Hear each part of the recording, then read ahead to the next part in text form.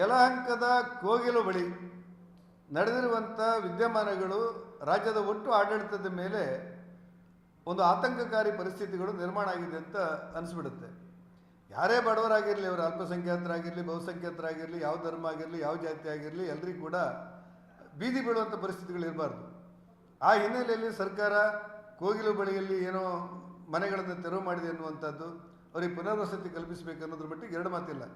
ದುರಾದೃಷ್ಟಕ್ಕೆ ಕೇರಳದ ಸರ್ಕಾರದ ಸಂಸದರು ಎಚ್ಚರಿಕೆ ಕೊಟ್ಟ ನಂತರ, ವೇಣುಗೋಪಾಲ್ ಎಚ್ಚರಿಕೆ ಕೊಟ್ಟ ನಂತರ, ಕೇರಳದ ಮುಖ್ಯಮಂತ್ರಿಗಳು ಟ್ವೀಟ್ ಮಾಡಿದ ನಂತರ, ಕೇರಳದ ಶಾಸಕರು ಬಂದು ಕರ್ನಾಟಕದಲ್ಲಿ ಏನಾಗಿದೆ, ಇಲ್ಲಿ ಅಭದ್ರತೆ ಆಗಿದೆ ಅಂತ ಹೇಳುವಂಥ ಪರಿಸ್ಥಿತಿಗಳು ನಿರ್ಮಾಣ ಆದ ನಂತರ ಕರ್ನಾಟಕದ ಮುಖ್ಯಮಂತ್ರಿ ಸಿದ್ದರಾಮಯ್ಯನವರು ತಾವು ವಿಶೇಷವಾದಂಥ ಸಭೆ ಕರೆದು, ಇಲ್ಲ ನಾವೆಲ್ಲರಿಗೂ ನ್ಯಾಯ ಕೊಡ್ತೇವೆ, ಸರಿಪಡಿಸ್ತೇವೆ ಅಂತೇಳಿ ಆ ಗಡಿಬಿಡಿಯ ಹೇಳಿಕೆ ಇದೆಯಲ್ಲ, ಅದು ಸರ್ಕಾರದ ಒಟ್ಟು ಆಡಳಿತದ ಮೇಲೆ ಆಗಿರುವಂಥ ಪರಿಣಾಮ, ಸರ್ಕಾರ ಆಡಳಿತದ ಸ್ಥಗಿತ ಮತ್ತು ಈ ಮುಖ್ಯಮಂತ್ರಿ ಯಾರು ಅನ್ನುವಂಥ ವಿಚಾರದಲ್ಲಿ ಆಗಿರುವಂಥ ಗೊಂದಲದ ಪರಿಣಾಮದಲ್ಲಿ ಆಡಳಿತದ ಮೇಲೆ ಸ್ಥಗಿತ ಆಗಿದೆ ಅನ್ನುವಂಥ ವಾತಾವರಣಗಳು ಕಂಡುಬರುತ್ತೆ.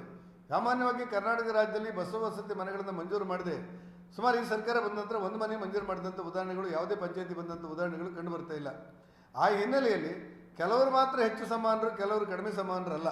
ಅಲ್ಪಸಂಖ್ಯಾತರಿಗೆ ಅನ್ಯಾಯ ಆದ ಕೂಡಲೇ ಸರ್ಕಾರ ಸ್ಪಂದಿಸಬೇಕು. ಯಾರಿಗೂ ಅನ್ಯಾಯ ಆಗಬಾರ್ದು, ಅವರಿಗೂ ಮನೆ ಬೇಕು, ಮಡಗಬೇಕು.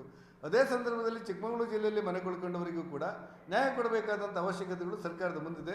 ನಾನು ಆಗ್ರಹಪಡಿಸ್ತೇನೆ ಸರ್ಕಾರಕ್ಕೆ ಮತ್ತು ಮುಖ್ಯಮಂತ್ರಿಗಳಿಗೆ, ತಕ್ಷಣ ನೀವು ಏನು ಎಲ್ಲರೂ ಸಮಾನರಂತ ಯೋಚನೆ ಮಾಡಿ ಬಸವಸತಿ ಮನೆಗಳನ್ನು ಬಡವರೆಲ್ಲರಿಗೂ ಕೂಡ ಮಂಜೂರು ಮಾಡಬೇಕು ಮತ್ತು ಕೋಗಿಲು ಅಂತ ಒಂದು ಯಾವ ಕಾರ್ಯಚಟುವಟಿಕೆ ಆಗಿದೆ ಅಂಥ ಸಂತ್ರಸ್ತರಿಗೆ ಪೂರ್ಣ ಪ್ರಮಾಣದಲ್ಲಿ ನೆರವನ್ನು ಒಂದೇ ರೀತಿಯಲ್ಲಿ ಕೊಡಬೇಕು ಅನ್ನೋದು ನನ್ನ ಆಗ್ರಹ ಇದೆ.